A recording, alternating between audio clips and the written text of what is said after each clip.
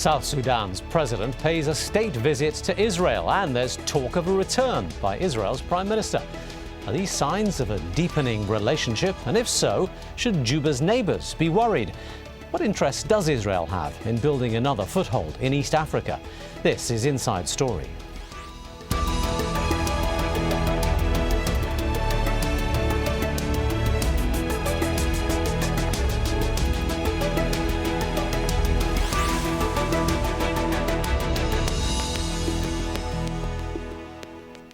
Hello and welcome to the programme. I'm Taimur Nabili. Israel and South Sudan share no borders. The distance between Tel Aviv and Juba is about 2,000 miles. And the two nations don't have any real cultural, religious or ethnic links either. And yet Israel was one of the first countries in the world to recognise South Sudan's independence earlier this year. And in September, President Silva Kiir and Prime Minister Benjamin Netanyahu met at the sidelines of the UN General Assembly. And then this week, Kiir has made an official visit to Israel. What explains this close yet discreet relationship? Mohammed Shakir has some background.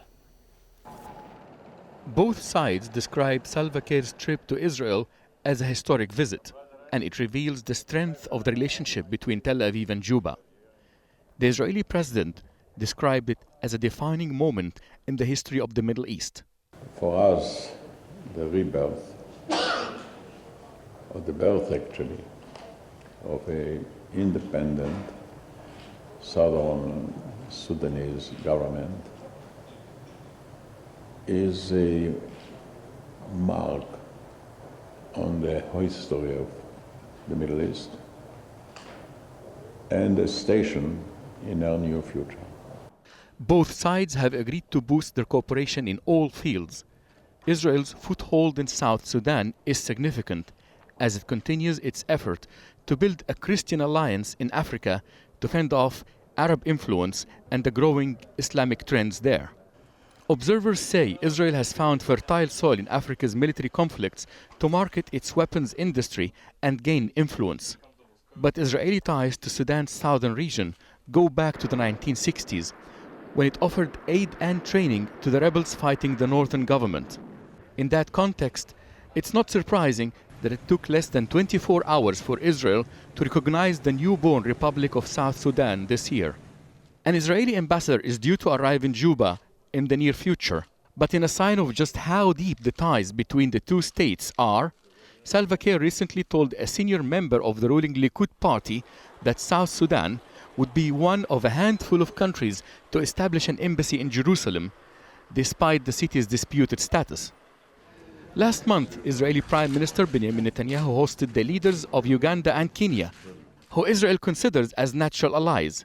Israel also hopes to repatriate more than 52,000 illegal African immigrants who crossed into the country through its porous border with Egypt back to their countries, including South Sudan. Mohammed Shakir for Inside Story.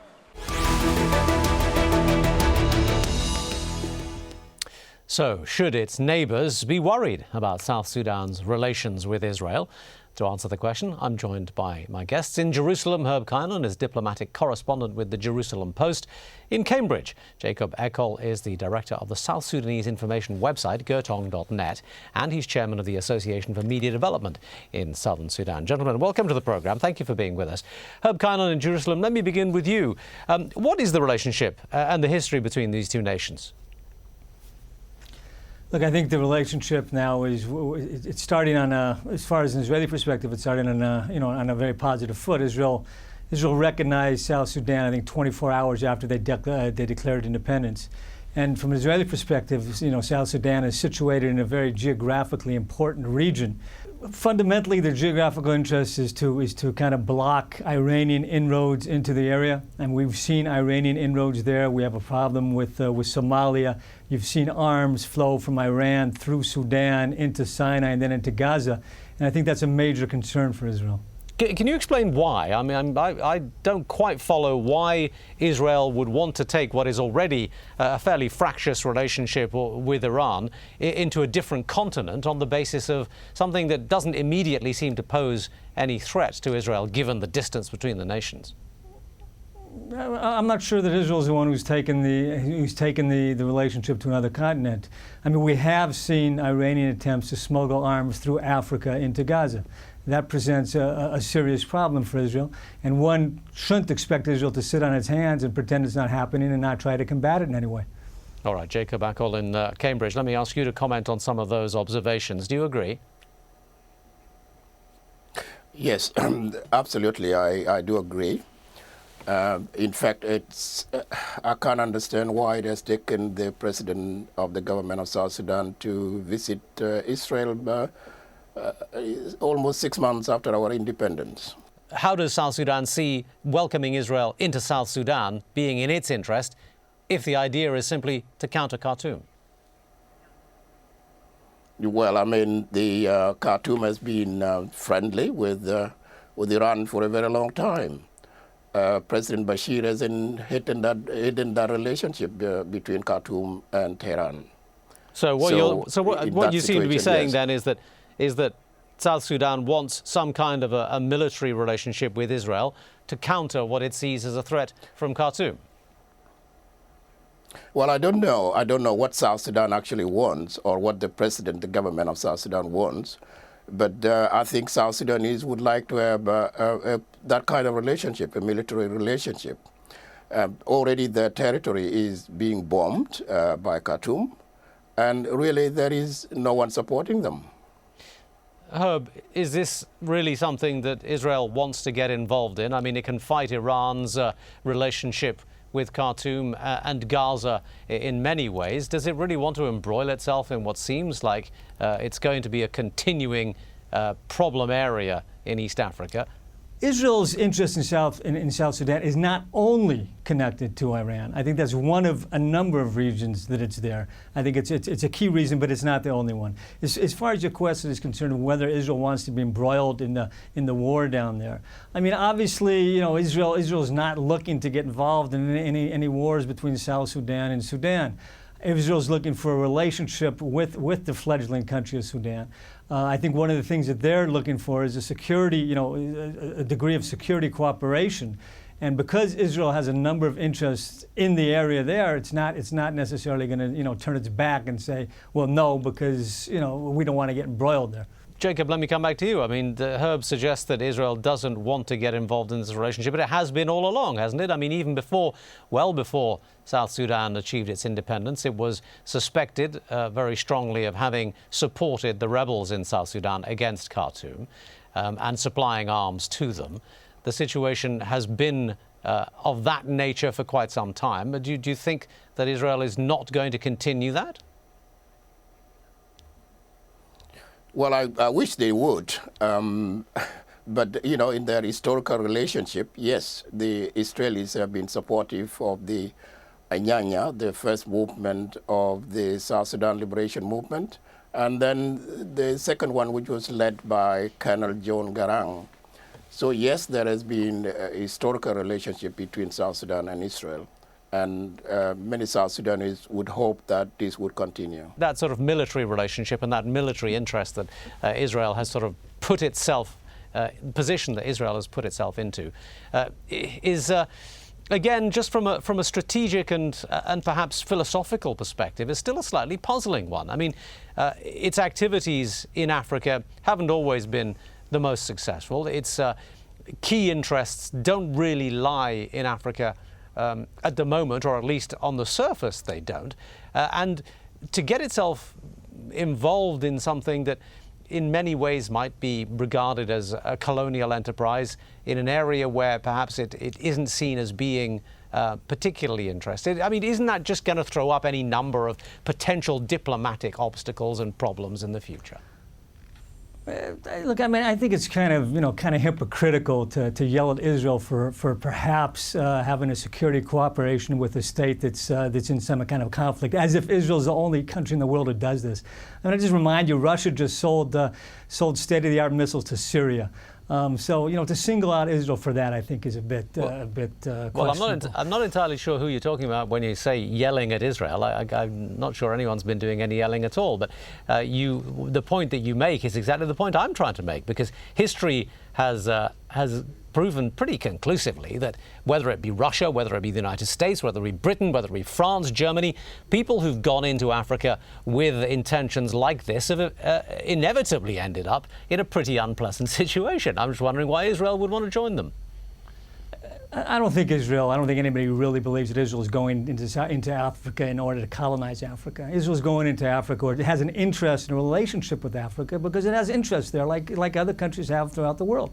We have a changing region in the Middle East. Israel is interested now in kind of expanding its realm of friends, or its circle of friends, because we don't exactly know what's going to be happening in our own neighborhood. I think it's only reasonable to think that Israel is going to look elsewhere, and one of those places to look is a place that's not that far away, and that's Africa. Jacob, whether it be mere friendship, whether it be colonization, imperial interest, commercial interest, let's get into one area that has come up very frequently throughout the entire relationship that Israel has had with Sudan, and well before that, and that is the issue of water here. Now, the idea that Israel has wanted to get water from the Nile through Egypt has been, as I say, a very long-standing one. And the idea that Israel might be able to control some elements of its relationship with Egypt by controlling the water that comes through Sudan is one that a lot of people are questioning. What are your thoughts on that area? Well, I don't really know what Israel wants with water, but I can only say that they are very good at utilizing the very little water they have in their own country. And South Sudan is got the problem of too much water and very little water throughout the year. So there is a need to have a friend who can help you do that, control the floods as well as the droughts. Herb, what are your thoughts on the water question? That smacks me a bit conspiratorial to think that Israel's helping out Sudan so they can control the water flowing to Egypt. That seems a little bit of a far stretch to me. Hardly conspiracy. I mean, there is a long history of Israel attempting to negotiate with Egypt and with countries from Eritrea to Ethiopia to Sudan on how the Nile water may be used to the benefit of Israel. Again, I don't think that's a reasonable thing to think right now. That the reason Israel is interested in this relationship is because it wants to control the Nile, the flow of the Nile. I think that's just a bit much. Look, as far as Israel's own water situation, I mean, with the advent of desalination, I think Israel's one of the desalination powers right now. Water for Israel is not as critical as it was like 20 years ago because there are ways to create water which we didn't have in the past. There will be people who will be asking the question about the Nile. I don't take that very seriously. Okay, well, I'll get back to that in just a second and quote you a few people who are taking it pretty seriously. But let me just give Jacob a chance to talk about this. Jacob, the water element is one aspect of that relationship, but commercial interests and things like that form other parts of the potential here. What do you think South Sudan, apart from the military support, can get from Israel? What they have been talking about in Jerusalem has been to support South Sudan in its agriculture and water control in the area. So yes, there is a lot there that Israel can do in terms of infrastructure as well as agriculture. Well, can you tell us what? Agriculture as well as infrastructure. Right, but I mean, do you have any specific details on how this relationship is progressing and what strategically that South Sudan is going to do on this regard? Well, South Sudan needs an experienced country like Israel. As I said before, Israel has come from a very long way back, a very small country in the middle of Middle East, as it were. And they are doing very well indeed for their people. So yes, there is no doubt that a relationship between Israel and South Sudan would be beneficial to South Sudan. All right, at this point, let's bring in a new guest. Gamal Nkrumah is deputy editor of Al Ahram Weekly, and he joins us live from Cairo. Gamal, thank you for being with us. We've just been talking about Israel's interests in South Sudan. We've touched on the obvious military interest and perhaps South Sudan's desire for some kind of military support against the perceived threat from the north. We've also touched upon the possible interests in resources, particularly the waters of the Nile that make their way through Sudan. Just give us a summary of your thoughts as to what the situation is here and why Israel was so quick to get involved in the new nation of South Sudan. Well, this is South Sudan is a very crucial country in terms of Israel's strategic interests in the Nile Basin. And the reason is that there are about 250,000 southern Sudanese and people from Darfur who are seeking asylum or economic refuge in Israel. There are other reasons as well. One is that the security situation in southern Sudan is very unstable, and the government of southern Sudan, as a sovereign independent nation, it's no more part of the Arab Sudan in Khartoum. And so they are seeking to bolster the strategic and military security interests, and they think that Israel has the capacity to do so. That may well be the case, but would it not be more, I guess, normal for a new country like South Sudan to look to the US, to NATO, to the United Nations perhaps, for that kind of support than to Israel? No, they don't. I don't think the leadership of the SPLM, the ruling party in southern Sudan, would like to get the US or Washington involved in this.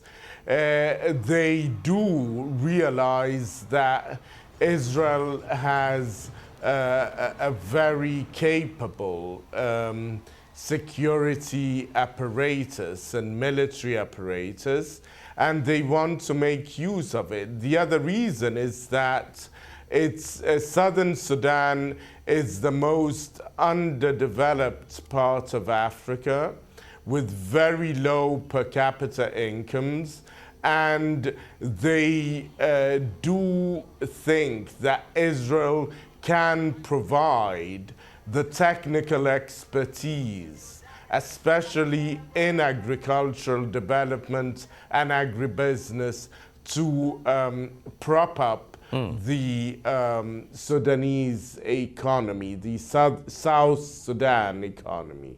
What does South Sudan have to offer to Israel in return for its support in military and in technical development? Yes, of course, Israel is energy starved nation. Or South Sudan is a major producer of oil, and the Israelis, given the geographical proximity, especially through the Red Sea from Port Sudan, which is the oil terminal, to Eilat in southern Israel on the Red Sea, South Sudan is a most attractive country, which is a neighbor.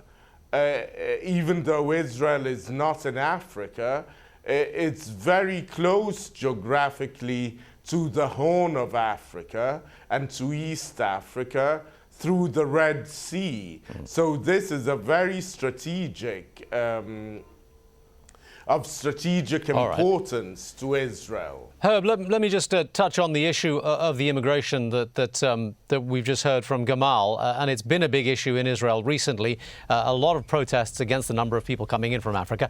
Is this a I don't want to call it a war, but is this a battle that Israel wants to fight in Africa? I mean, wouldn't it make more sense to control its borders closer to home? I think it's a dual-pronged effort. I think on the one hand, they're building a security fence. They're building a fence on the Egyptian border, which we've never had in the past. One of the reasons is to keep out the illegal infiltrators. But there are tens of thousands of them here already, and you have to think of how you're going to deal with it. So they've come up with a plan of repatriation, and I think I think this is one of the topics of discussions that the president had when he was here. Well, Jacob, let me broaden it out to some of the neighbours in Africa. Now, the relationship between Juba and Khartoum is obviously the most immediate issue at hand here, and surely Khartoum is not going to be happy to consider that Juba may be receiving armed support from a nation as advanced in weapons sales as Israel is. But what about the other countries surrounding there too? How do you think they might respond to the possibility of this relationship becoming stronger? Well, I don't think they have discussed any arming of South Sudan yet, not in their agenda anyway, as far as I can gather. But there is no doubt that countries like Ethiopia, Kenya, and Uganda would not object at all to this kind of relationship. Khartoum, I don't know whether they would like the idea, but in honesty, I think that South Sudan is an independent country, is not part of Khartoum anymore. And Khartoum will just have to work very hard for a good relationship with South Sudan. Gamal, any thoughts from you on the broader repercussions of this axis around the rest of the region?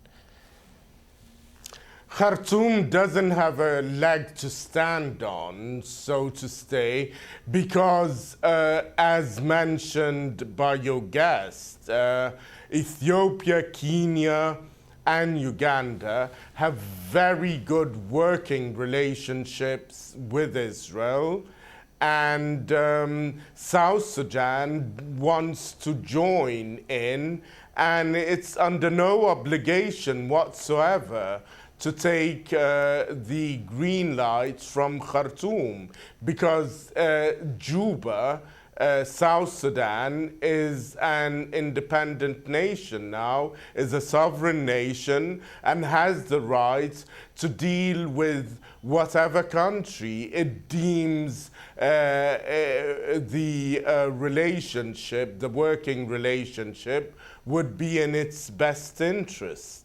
Well, no one's doubting it has the right to do what it likes, but we know that international diplomatic relations are never really quite that simple. You don't see any potential for friction with any neighbours. No, I think Khartoum is at the moment really saddled with its own problems, domestic concerns. It has problems in Darfur, it has problems in southern Kordofan and Blue Nile, and these provinces do have political affiliations with South Sudan and with the ruling party in South Sudan, the SPLM, and therefore Khartoum has more than its share of domestic concerns, and I think it is just not appropriate to busy itself with the diplomatic